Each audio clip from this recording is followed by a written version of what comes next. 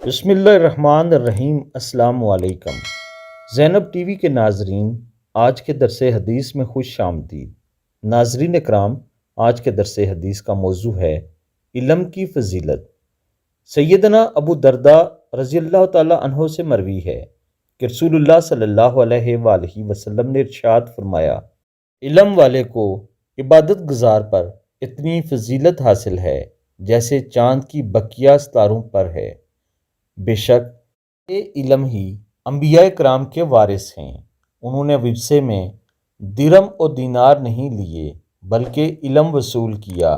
پس جس شخص نے علم حاصل کیا اس نے نبوی میراث سے بھرپور حصہ لے لیا۔ مسند احمد۔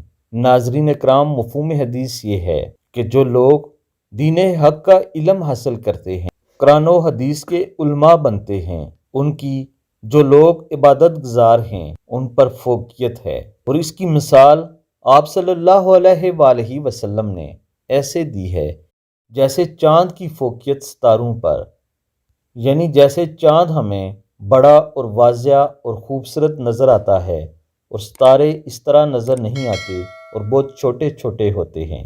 دونوں میں روشنی موجود ہوتی ہے اور دونوں رات کو ہی نظر آتے ہیں۔ آج کل ہمارے معاشرے میں ایک برا فیشن یہ بن گیا ہے کہ سیاست کی وجہ سے علماء کرام کو گالیاں دی جا رہی ہیں اور طرح طرح کے القابات دیے جا رہے ہیں۔ یہ بہت ہی برے فعل ہیں۔ اللہ تعالی ہم سب کو ان سے محفوظ رکھے۔ عالم چاہے جیسا بھی کیوں نہ ہو، چاہے بے عمل ہی کیوں نہ ہو، اس کے پاس جو سند ہے وہ وارث انبیاء ہے۔